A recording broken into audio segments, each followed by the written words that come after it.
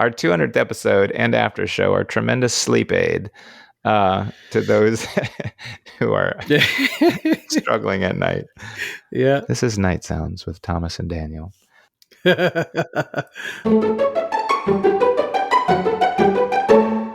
Welcome back to Reason Together, the podcast for Christians who think about stuff. Thank you for joining us for a special episode. Indeed. 200. 200th episode. Yeah, that's kind of a big deal for us. It is. Yeah. I want to say that spans, I think, around 5 years. Probably more. Maybe 6. I want to say it started in August. I want to say it's closer to 7. Really? Yeah. Yeah, I think it might have been 2016, which would be... Oh my goodness. Wow, maybe 8. Even closer to 8. Yeah. Whoa. So it's been a while. And I know there's podcasts out there that are like in the thousands as far as their episodes. Yeah. But they're recording like every day, every other day, whatever. Mm-hmm. You know, we're not quite that, but yeah, 200. It's kind of a big deal. We had our technical editor, Rosa, submit a request to some of our listeners, some of our patrons, to send in some audio recordings that we'll play throughout the episode today. We have 3 lined up, and we have not listened to them yet, so we have no idea what they're going to say. That's right. So we'll have to free associate, I guess, after listening to them. But speaking of gracious people, we'd like to thank our patrons at the top of the episode here for supporting this podcast. When we first started this, we didn't even know what Patreon was. Didn't have that at all. And after a while, some folks were kind of curious about whether we had that. So we looked into it and started that. And we're not we're not a huge podcast. We're not, Joe Rogan here, thankfully, which I think he's like the largest podcast in the world.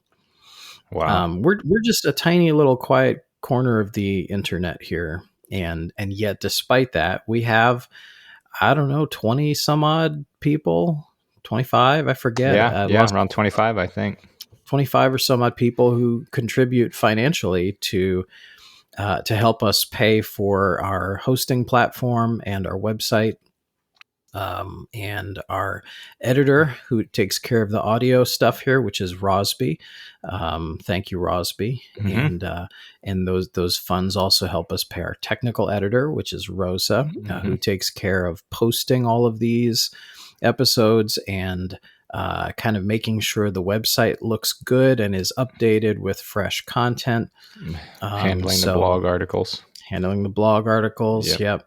So thank you to our patrons for helping us pay people to do that so that we can just sit down and talk. It feels like a privilege to be able to do that.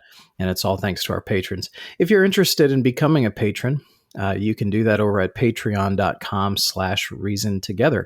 And you can pick a different level there depending on how much or how little you'd like to support. Or you can just keep listening for free. If you'd like to do that, we appreciate you as well.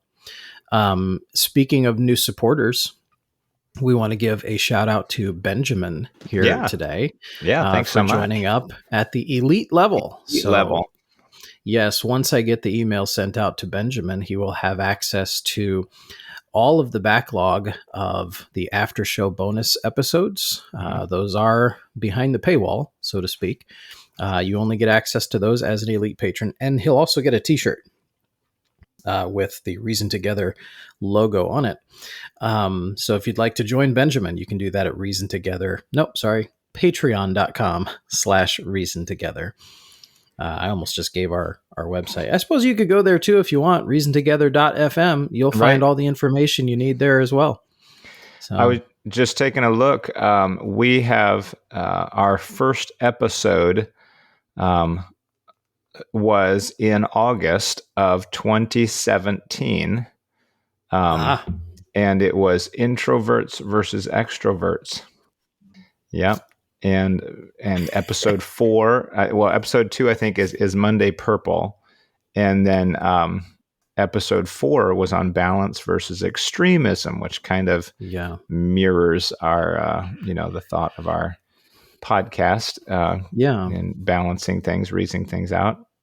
Well, it's interesting to think back to. I'm sorry, go ahead. You weren't done. Well, I was just going to say our after show obviously was kind of a later thought. We sort of, I don't remember what episode it was. We sort of evolved into a newer format. We were sort of going a little bit longer there, getting some feedback. And so it was a slow progression, I think. We cut it down eventually. Well, because you remember when we first started, and part of me is almost kind of, I feel awkward, referencing earlier episodes. I don't know, I'm feeling maybe embarrassed that we structured it the way that we did in some way. Because it takes a while when you're making content like this on the internet to kind of find your style of how you structure the episodes. So we used to have like a word of the week. Yeah, I remember that for a little bit. We had a word of the week. What else did we do? I can't remember. We had like different segments of the episodes. And I think early on too, some of it we actually would study for these and try to present a position.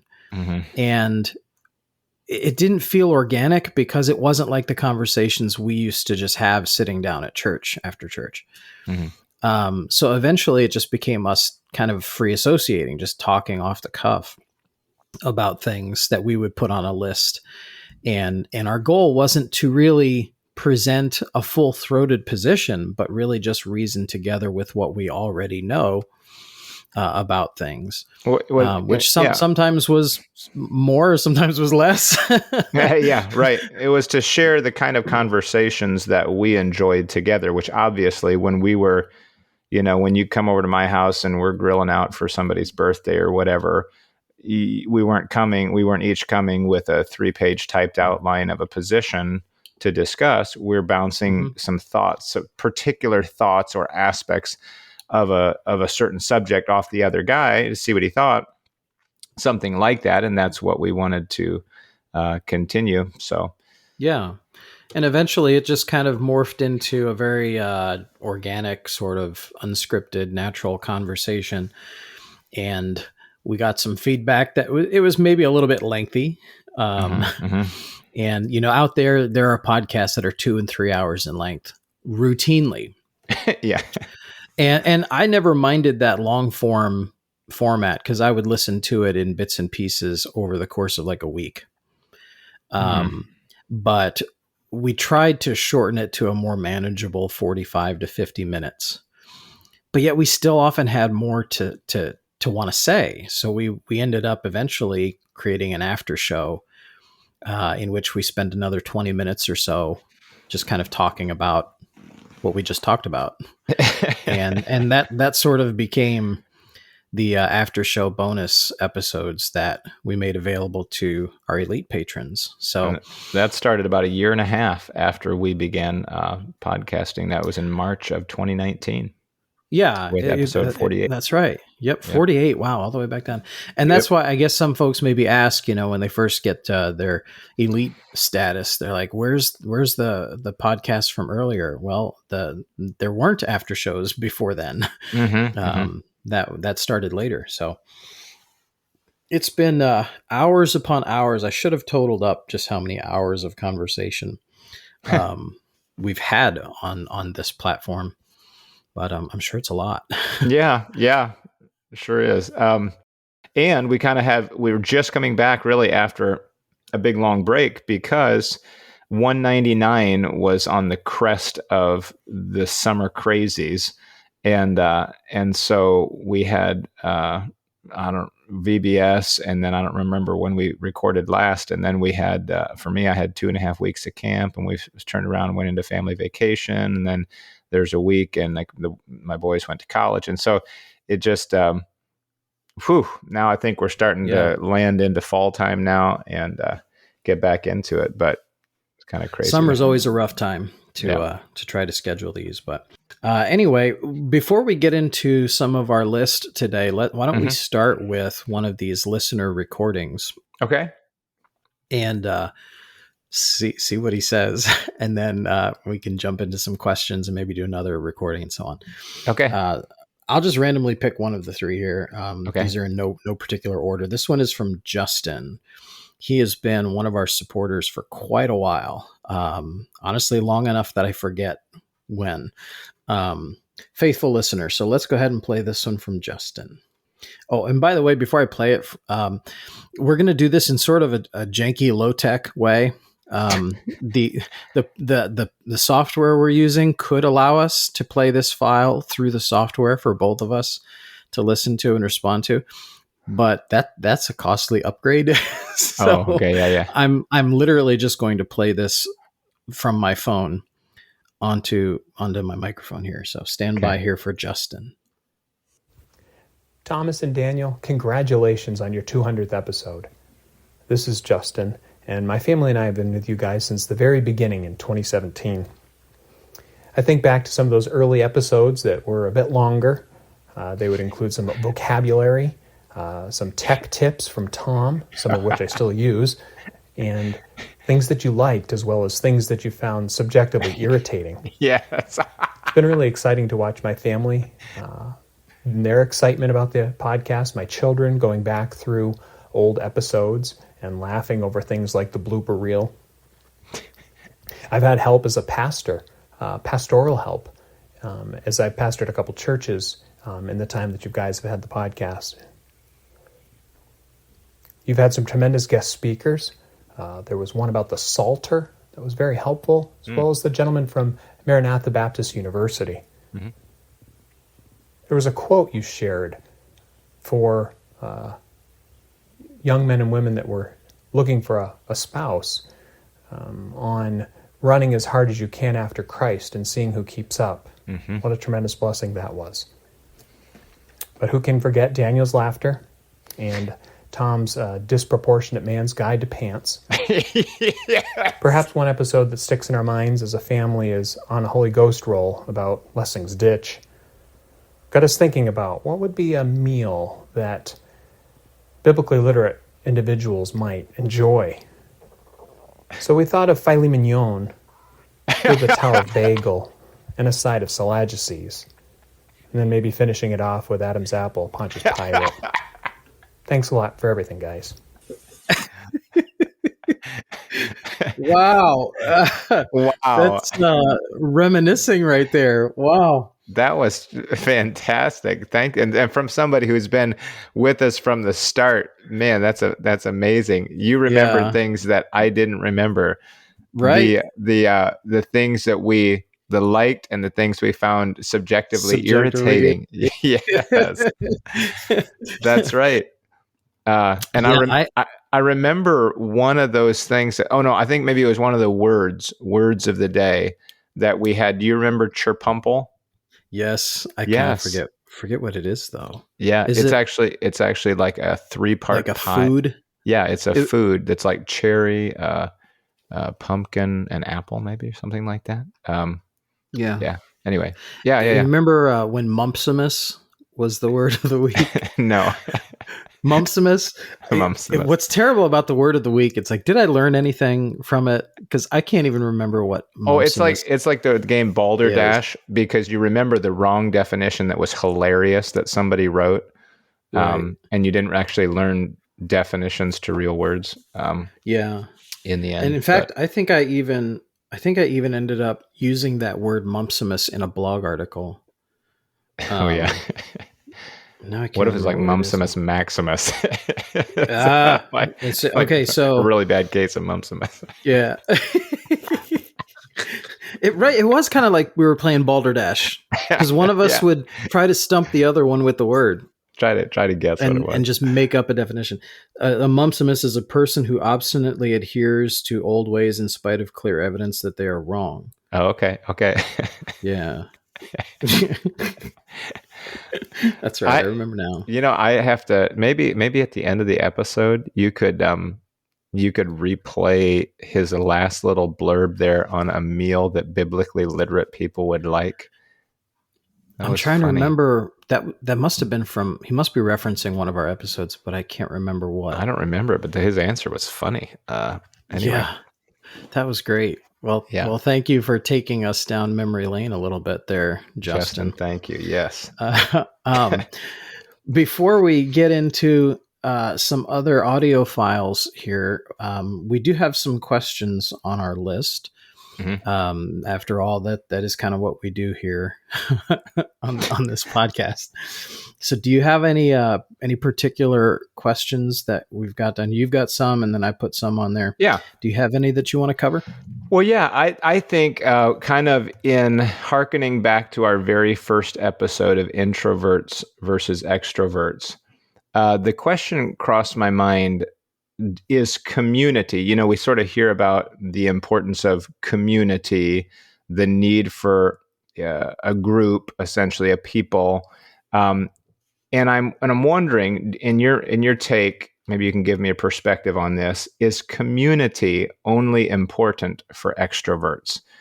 Or is it objectively important? Like even introverts who say, look, I'm fine. I really would rather not go to the party. If you know what I mean, there's like, I'd rather stay home and read a book.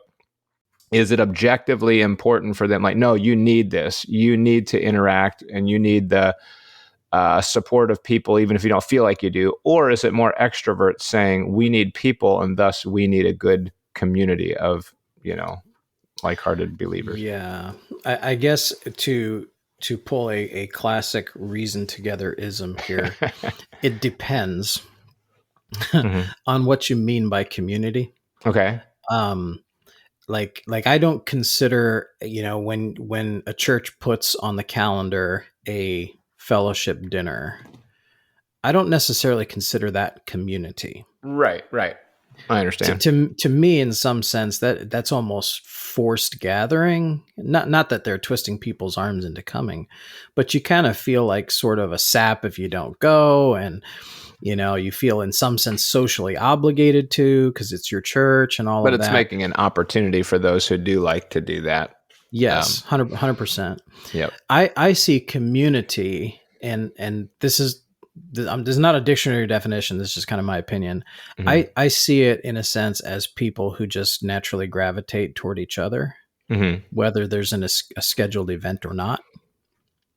Right. Okay. That they have a like goal and like interests to some extent, at least, and a like-mindedness, and they're kind of on the same path. So they just kind of gravitate to each other. The other part of the question that I'd have to think about is really what the introvert distinction means. My wife has this funny shirt because she openly claims to be an introvert. Yes. She's not, shy about that. Good on you.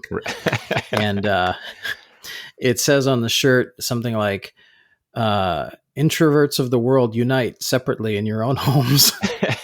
Yes. Right.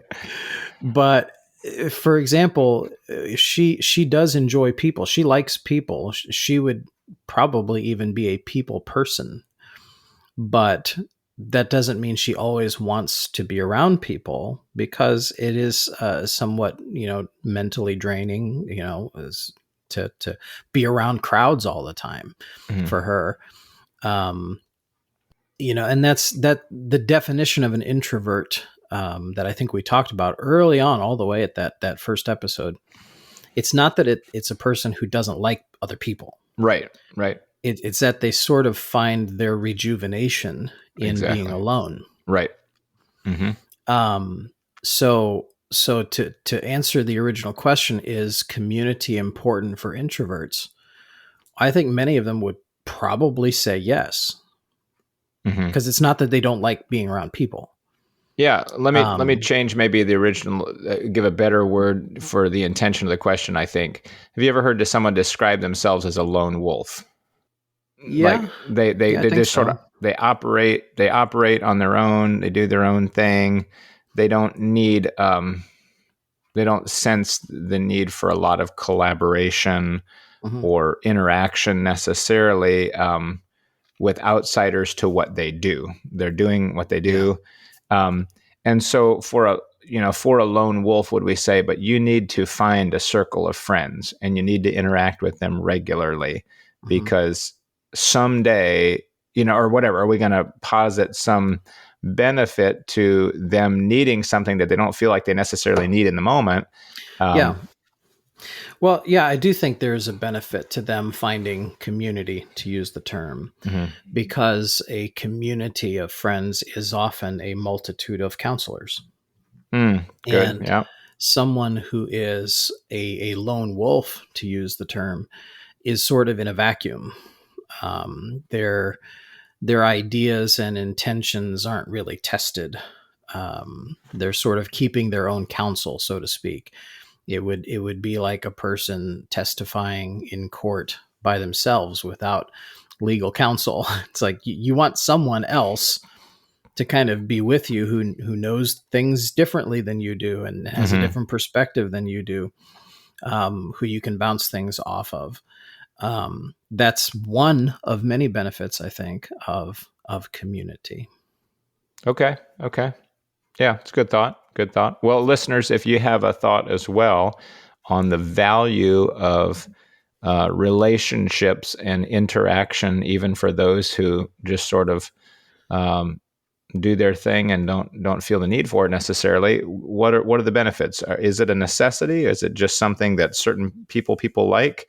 Or what do you think? reasontogetherpodcast@gmail.com. Give us your thoughts. Yes. All right. What else you want to do here? I'll kind of let you curate here if you'd like. All right. Let's see here. Probably your question on, is life without Christ meaningless? Do you want to touch on that? Sure. It has the potential to be sort of an abstract discussion. Okay. And in a sense, maybe that's by design, because that's how the word is often used today when you talk about meaning.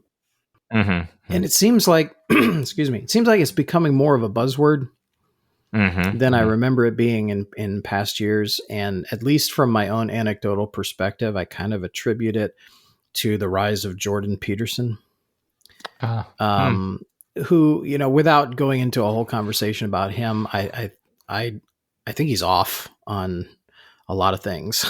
But yet he has an appeal to young men. And I think some of the things that he says are actually good advice. Other things, I think you just really got to be careful with him. But he talks about meaning a lot because he's a clinical psychologist. And you look up the definition today of things like, what is meaning in philosophy, or what is meaning in psychology and such. And it kind of, what got me thinking about it was the job that I previously worked at across town here. Of course, when you sign on, they kind of force you to look at these materials that say you're not going to talk about religion or politics here. Which are actually very connected subjects. They're not distinct from each other. Right. What's the old saying that, politics is downstream of religion? Is that how it goes? Something like that. Yeah. In other words, what you believe about eternity, what you believe about God, to use the world's term, metaphysical things, does influence your politics. But they tell you can't talk about those things on the job. And what do people have left to talk about that really provides them with any meaningful discussion? And from my own experience, what I saw people talk about almost ad nauseum was their pets and food and games. We could add games in there, internet memes and short videos and things like that. That were just stupid. And almost on a regular basis, I couldn't help but think, is that really what their life is about? Like, is that the highest thing that they find meaning in? Is their pets? The term dink has become maybe not a cultural phenomenon, but it's been thrown around some. Dual income, no kids, Mm-hmm. or dinkwad, right? Dual income, no kids with a dog. And I knew someone like this, and the way they spoke about their dogs was basically, all I need in life is to be able to go where I want, when I want, and have my dogs with me. Yeah, yeah. Well, and that was probably accurate to that person. I mean, the Right. way they perceived life. Yeah. And you 100% just touched on sort of where I think the conversation about meaning goes. Mm-hmm. Is, to them, that is their highest meaningfulness. That's where they find fulfillment. That is, in a sense, how they live up to their highest value. Because what they value most is their autonomy and their dogs. Mm-hmm. And I couldn't help but think of how sad that would be if that's the deepest conversation you can have with another person, is, how your cat vomited on your pillow this morning and you just thought it was really cute. Mm-hmm. That just seemed depressing to me. So the question is basically, is life without Christ meaningless? Is that too strong of a statement? Well, I mean, if someone says life without Christ is meaningless, they are speaking from a particular ideal, which I think is the correct ideal, but it's not. It doesn't accurately convey everyone as you just described. So my answer is that no, life without Christ is not meaningless, because the way I'm thinking of it at a very basic level, when we talk about meaning, is what means something to you. Mm-hmm. What matters to you. And for a lot of people, like you were describing, self-autonomy and comfort are what means something. And for us, we see in that such an expiration date, such a limitation to that thing that you find meaning in is going to die soon, or is going to pass away soon, is going to go away. And then what do you have left? Then there's just that emptiness afterwards, where with Christ we have eternal meaning, because it actually gives an overarching and a purpose to life which is bigger than us and which is for Him, and it directs us into something so much bigger, and tells us that we're loved by the Creator, and not simply loving ourselves with the things that we have around us. Yeah. That are so temporary and so transient and so unreliable. But do they find meaning in those things? Well, yes, they do. We just say, oh, what a sad, shallow meaningfulness, Yeah. to life. So I think it kind of depends. So if somebody said there is no meaning without Christ, well, it maybe begs a little bit more articulation there to say that true meaning, lasting meaning, eternal depth, joy, peace meaning, Yeah. our meaning compared to that meaning almost seems to outshine its existence. But Mm-hmm. is there a perceived meaning in their own mind without Christ? Yeah. Yeah. Yeah, I agree. So maybe this is a dumb follow-up question, but it's sort of related. So someone whose highest form of meaning or fulfillment or value that they find is in their autonomy and their dogs, for example. Mm-hmm. They're born, they grow up, they live, they die. They had everything they wanted in this life, Mm-hmm. yet they were without Christ. Were they meaningless? Then I would probably answer the opposite. Like, yes, not they, but their lives were meaningless, and that they served. I mean, biblically speaking, did they still glorify God, or will He still be glorified? Yes. But was it meaningless in the sense of accomplishing something substantive and eternal? Yes. Yes, good. Yeah, and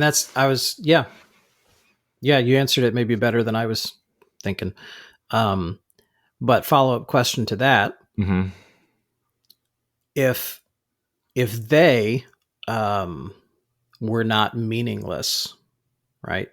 They themselves were not meaningless, despite having lived and died without Christ. If they were not meaningless, what meaning did they have in the scheme of things? Yeah. Only In other words, yeah. how did they bring Christ glory? I would say right off the top of my head, at least in demonstrating, that what he said was true.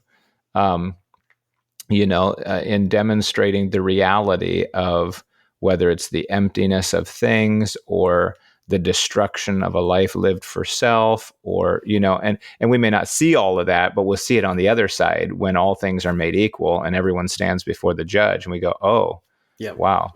The word I was hoping you would say was justice. And Justice. you just kind of got around to it when you said that they'll stand before the judge, because I do believe that while they may not have done anything, that the example in our story, the person who their highest value was their dogs, right? They may not have accomplished anything meaningful, right? Mm-hmm, but their right. existence before a holy judge accomplishes the glory of God when justice is done. Mm-hmm. And I think that's maybe a point we often either forget or perhaps dismiss because it's uncomfortable, that God receives glory from justice being done Mm-hmm. just as much as he receives glory from giving grace to sinners. So yeah, I think their ultimate meaning, while it may not seem like much to us, is that God's justice is demonstrated. Mm. And as I think about it, and I see the verses that you posted in your question, Ecclesiastes 1, 2, and 14, where he says, vanity of vanities, saith the preacher, vanity of vanities, all is vanity. I think then you have to maybe ask the question, is there an objective meaning? And maybe that's still going to be answered the way we answered it, but to say that essentially everything is empty when it's the pursuit of the tool as an end. If I pursue happiness as an end, if I pursue fulfillment without the fulfiller, the ultimate fulfiller, then those things actually are empty. They are objectively, according to God's perspective, they're empty unless I use them as a tool in some ways to magnify him and to accomplish his purpose and his will. Then they become meaningful in the task of doing something meaningful, which is doing something that actually means something for eternity and for the Lord. Yeah, good. Maybe a little heavier question. So let's lighten it up some. Yeah. And play another audio clip here. Okay. This one is from... Where is it? Where'd it go now? Okay, this one is from Nathaniel. Okay. And if you listen to the Exempla podcast, you may recognize the voice here of Nathaniel Brown. Oh, okay. Yes. So here's Nathaniel's clip. My name is Nathaniel Brown. I've been a listener for just a few months. I actually stumbled across the podcast shortly after you guys gave my podcast Exempla a shout out. Thanks for that, by the way. And I still want to hear how you guys found out about me. What I most appreciate about this show is how you guys are willing to disagree with each other. I think the best conversations you have are ones where it's clear the two of you don't see eye to eye, but you try to wade through the issues anyway. Thanks for doing that, and keep up the good work. Wow, thanks so much, Nathaniel. I'll tell you how I heard about you, Tom. And so, go ahead. No, I was going to say how I heard about Exempla was from my brother-in-law, Nathan. Okay. Who actually will be our final audio clip today. Oh, okay. Okay, good. And I'm pretty sure that if I remember the story right, Nathan was on deputation at the time because he's a missionary in West Africa. And he either went to the church that Nathaniel Brown goes to or somehow met him through a Okay. different church. I don't remember how the story went, Okay. but that's how I heard about it, was from my brother-in-law, Nathan. What I love. Now the question is how Nathan heard about it. Yeah, right. That's right. Right. What I love about the idea of Exempla is I love the concept of storytelling, because storytelling is captivating. It's 100%. something worthy of being studied. In fact, I think I even was talking to a preacher here in the last month or two that said when he went to college years ago, they actually had a class. I don't know that he took it, but that class was, I think, on storytelling. I thought, oh, that would be neat if they had a textbook, because if we can learn how to effectively communicate even in stories, I think that would be a fantastic skill to have. Yes. And, And if you haven't subscribed yet to the Exempla podcast, please do that. You will not regret it. All right. Okay. Whoa, we got 10 minutes left here. I'm comfortable going a little over time. Okay. Since it is kind of a special episode. Okay. Maybe people give us grace, not yes, justice. No, just kidding. So this one was a while back, I think, and it's not like I'm not looking for like a really deep answer here necessarily. There's just an angle on this, and because of what Nathaniel just said in that clip, I guess I'll reference this one. When two people disagree, is one right and the other wrong? I think it depends on what they're disagreeing about. Right. And I think it depends on what authority they are claiming in the disagreement. Yeah, or what authority they have, period. Yeah. Because it's just and what, I guess, what evidence there is, because both may have a limited amount of evidence, and then sort of make an application from there. And that's where a lot of disagreement is, isn't it? I would say in at least in our tighter conservative circles, is in the issue of application. And that's the attempt to take the truth and say, now, what do I do with it? Like, how does it actually work out in my decision and my priorities? There's an interesting quote from Haddon Robinson in which he said that more heresy happens in application than in interpretation. Huh. And I thought that heresy was meaning division, essentially. Yes. Yeah. And I could even add to that error, because it would equally apply. Because I think, especially in our conservative Christian circles, we don't often disagree on the exegesis of a passage. We often disagree on how it's applied. Mm-hmm. And the further you get from the actual statement of Scripture, the further down the application rabbit hole you go, the less authority you have. You know what I mean? The further and further away you get from the direct statements, because you can apply it to this thing and then secondarily apply it to that thing and then thirdly apply it to that thing. The further away you get from the direct statement, the less and less authority you have. Yeah, I understand what you're saying. And the more you have to say, it's not that you don't have the right or even the responsibility to apply it. Sure. It's to say, it's to give some latitude and some grace to people that may apply it a different way. But yeah, my thought there just being that when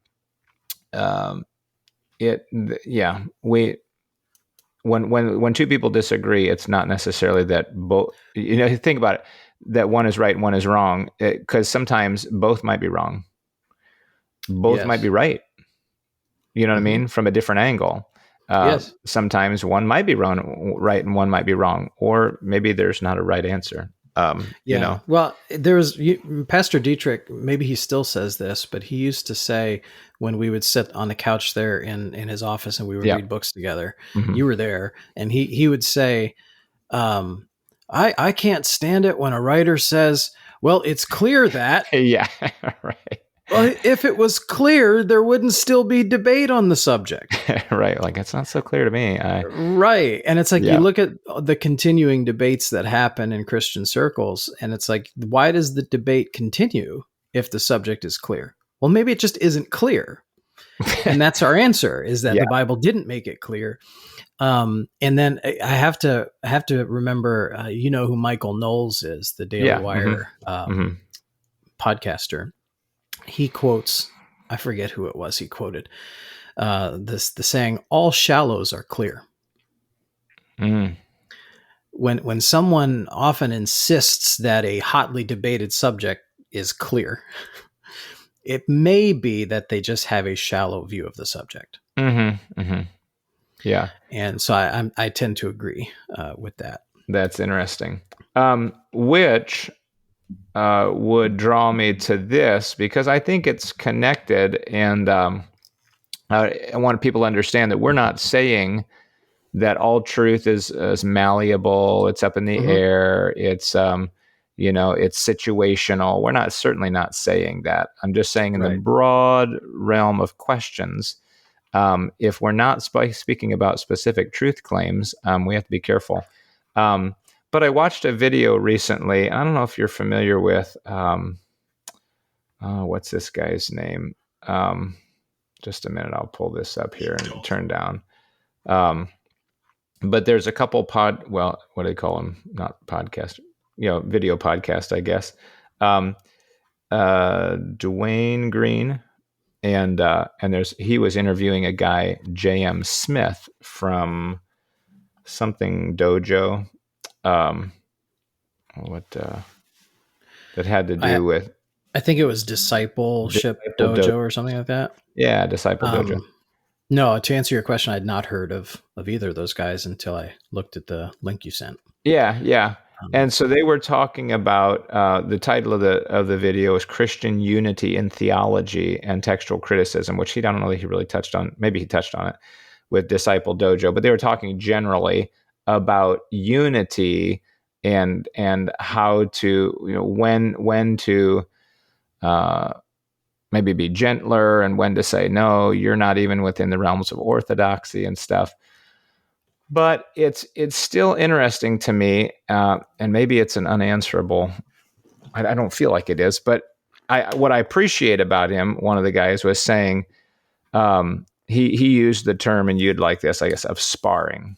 Mm-hmm. In a conversation, you spar, saying that, anybody in the martial arts knows that's essential to your betterment, is sparring and learning to grapple and learning to deal with that other person, right? That just helps you to improve. Well, similarly with conversation, I think that's it's sadly lacking, massively lacking in the world. And that this certainly is not confined to our small conservative circle. Mm-hmm. Thinking in general, I think, is probably lacking in many areas. And I say thinking, but also thinking and reasoning and discussing and debating. Now, I'm not a big advocate of debate in certain areas, but the point is getting into conversations with people that you disagree with. That's what I guess I'm saying. And he's saying sparring, is a good thing. Okay, well, I get that, because you don't understand. Oftentimes, you don't understand the reasoning of the other person, or you don't know what evidence or thought processes or history they're bringing to the table, and you don't know how to answer it until you hear it. So that's whether it's a conversation or whether it's reading a book, that's sort of a one-sided conversation. Yeah. But anyway, it is important to hear the thoughts of other people at a certain point. So they're talking about, when to separate, to how to get into conversations, or the importance of getting into conversations. But the concern still is that, and I know that's part of the point of the conversation, is to express what are the boundaries. But in this video, it was that one of the dichotomies they made, which I initially liked it, was he said, when is it a Paul and Barnabas discussion? When the contention is so sharp, we say we can't work together. Versus, and he didn't bring in another name, but you could bring in, I'm sure, another scriptural name where you say you're not in the faith. You're outside. You're outside of orthodoxy. You're so far outside of off the reservation that we're not even dealing with the same source of authority or whatever. I'm adding to a little bit to what they're saying, but but my question is there's always that line of, well, where is that boundary? Because then in a statement, whether he meant to or not, he essentially equated basically everything inside of, quote, orthodoxy as being secondary. Like it's, What do you mean? so he's saying, if you don't believe that, Jesus was born of a virgin, or you don't believe in something obvious like that, right? That Jesus was God, you're not in the faith, right? You're outside of orthodoxy. That's traditional doctrine that we hold to be absolutely core. But then he said, but things like baptism and women in the ministry and spiritual gifts and things like that, that's debatable. Like that's all within the realm. And I'm saying that's the part that stuck in my craw as well. Yeah, and it's a struggle, because I'm saying it still comes back to, maybe I'm not crazy if you felt that way too, that there is a frustration at a certain point in dealing with debate, because you do see something clearly. And while we talked about some people saying, oh, it's clear that, and we go, no, it's not that clear. But some stuff does seem that clear. And to me, baptism would be one of those issues, and women in the ministry would be one of those issues. And so I'd say, why are we, it's kind of like, why are we debating this? Why are we having this discussion when it seems relatively clear? And I suppose a follow-up question for them on those issues would be, why doesn't that seem clear to you? Yeah. Yeah. And I mean, I know of kind of maybe alternative arguments on one or both, but, to say, well, baptism can actually mean this and this and this. But do you ever get frustrated in conversation over stuff that's well inside of, is Jesus God, and was he born of a virgin? And, do you get frustrated feeling like this should be obvious? Yeah. I mean, as far as things that guy would classify as orthodox beliefs. Well, that he would yes, right. That he would classify as orthodox. So like if I'm discussing, something with a Jehovah's Witness and they just aren't seeing it, that Jesus is Jehovah, right? Which seems like a fairly obvious point to prove, right? Are you talking about those kinds of arguments? No, I'm talking about the other ones, even inside of, the discussions that we do have about within the circle of what we would even call Christianity.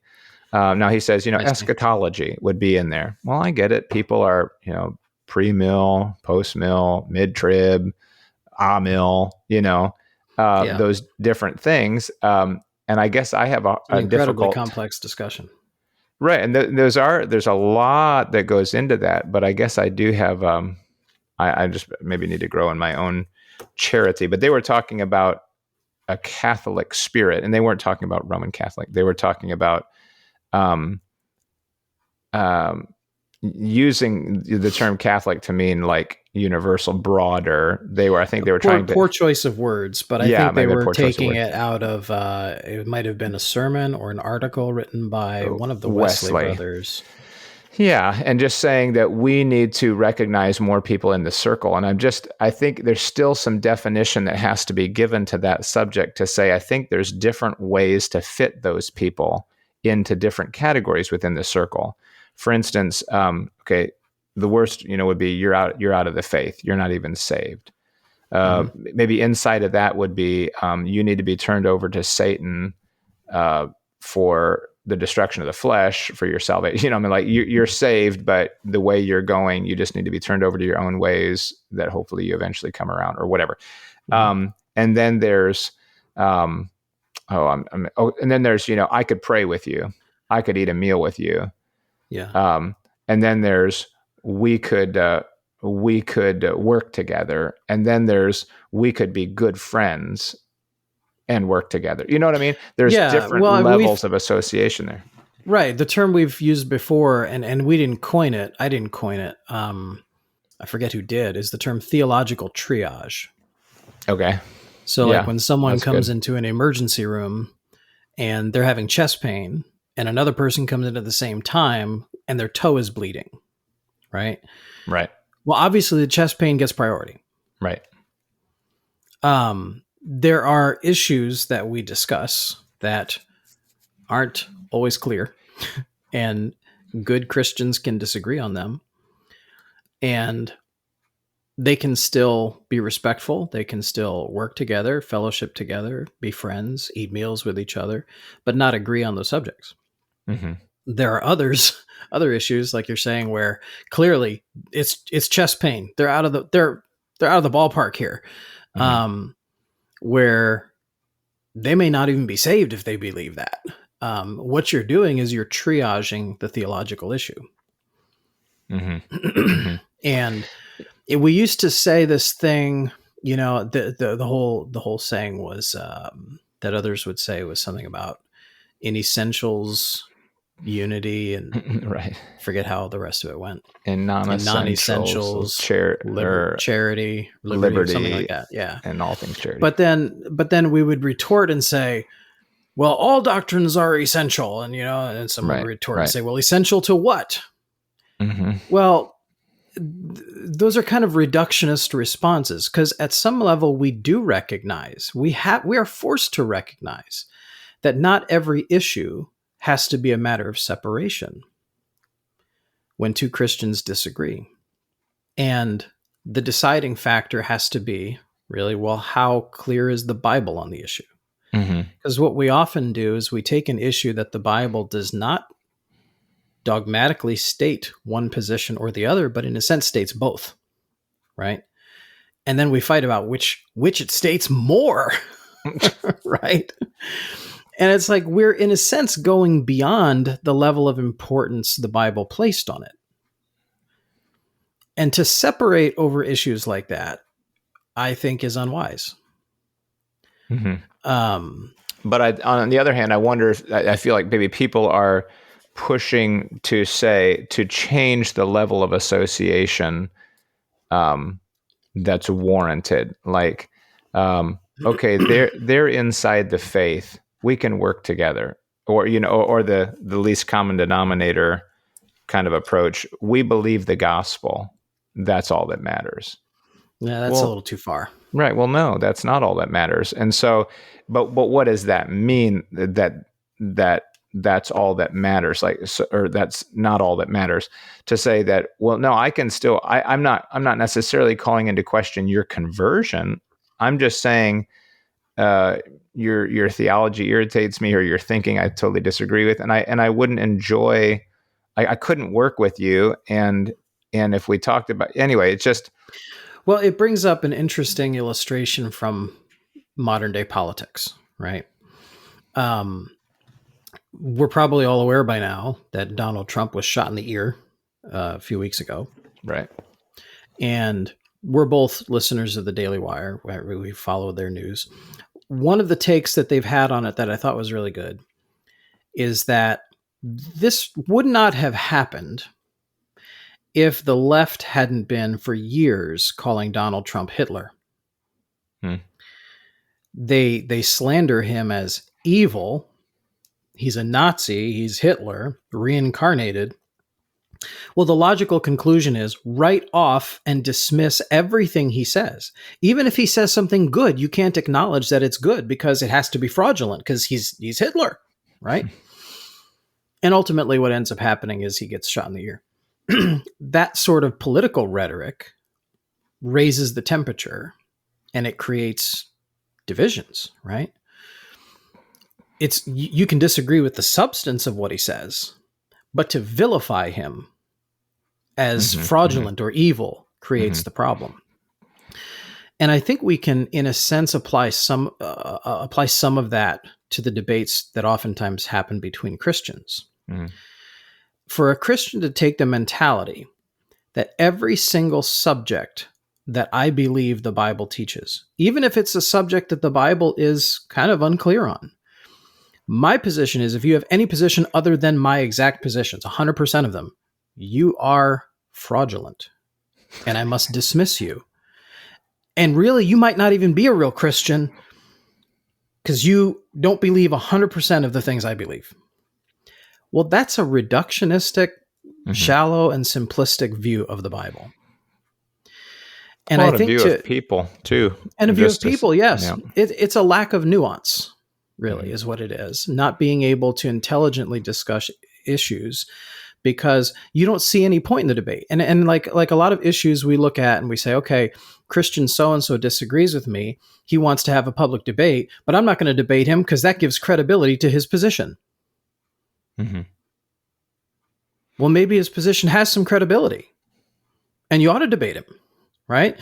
But that kind of thinking where you dismiss the other person because, well, his position isn't just different than mine, it's evil. He's attacking the things of God. Well, that's kind of strong, right? To say that some position is attacking the things of God just because he doesn't agree with me. Well, maybe you ought to converse with him and find out what his points actually are. If he's a brother in Christ and he has a different view, have a conversation. I just don't think it's healthy to write everybody off to the point where we're not willing to have those discussions, depending on the issue. Yeah. Which we can't keep this going much longer because we're just about at an hour. So, but then it's just how to talk about people, because until you develop an entire culture of thinking people, if you don't kind of clarify, they say, what do you think of so-and-so? And if we're trying to be nice and we go, well, he loves the Lord, he's a believer. Okay, great. And then they go listen to him. Instead of, I think, clarifying and say, well, we would disagree on, this, but I guess we could still temper it with a charitable attitude. I don't know, so much to say there, and still more nuance, which we might need to carry into the after show on that particular question and listen to our last recording. Do you want to do that now or in the after show? Yes, let's do that now. Okay. This one is from my brother-in-law, Nathan. Hey there, this is Nathan. I've been a listener to the podcast since the very beginning, which I believe is around 7 years now, if I'm not mistaken. And just want to say thank you to you guys for producing 200 episodes of wonderful Christ-honoring content, plus after-show episodes. And just want to say thank you so much for what you guys have done here. And one of the things I appreciate so much about the podcast is it being a place where listeners can submit questions or topics for discussion, things that they're struggling with, perhaps, knowing that those topics or questions or whatever it is will be treated with intellectual honesty. And what I mean by that is just the ability to be able to analyze our own viewpoints and our own thoughts in a way that's honest, not just to make a point that sounds good or that wins an argument, but to really know, is this right? Is what we think actually true? And then also being able to analyze opposing viewpoints and those thoughts and ideas held to by those that we might consider theological opponents, and be able to honestly and fairly analyze those viewpoints to see whether they may be right as well. And so just that aspect of the honesty and discussion has been very helpful to me. And I just want to say thank you so much for what you all have done here, and I wish you both the best for the future. God bless. Wow, thanks so much, Nathan. That was neat. And so our listeners know, we did not know what they were going to say, and it's just kind of seems like that dovetailed right into what we were talking about. Yeah, it did. But that means a lot when you mention intellectual honesty. It feels like I don't know what the word is I'm looking for, that you're in I wouldn't say weaker position, but maybe the people who, and I may be totally off base on this, but the people who are going to get heard more and who are more appealing are the ones who are very confident and maybe just drive at a position where we're thinking through something and it doesn't maybe seem to have a lot of power. But I think it's an important habit to develop, if you know what I mean. Does that make sense, what I'm trying to say? I think so. Okay. I'm trying to dovetail it with what Nathan was saying, but go ahead and finish up for us. No, I just think I think these men who have sent in these audio recordings, I know at least two of them over the years have provided us with lots of things to talk about.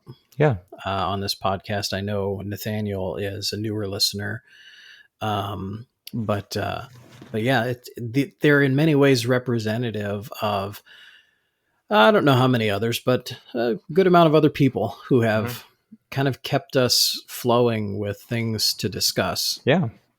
And for that, we are very, very grateful. To our listeners, whether you're a patron who supports financially or whether you listen for free, we're thankful for all of you. And we certainly recognize the grace of God in even allowing us to do this. Amen. That's true. And we don't consider ourselves to be, experts or having all the answers, but we just enjoy reasoning together with you, the listeners. So thank you for all that you contribute to this podcast.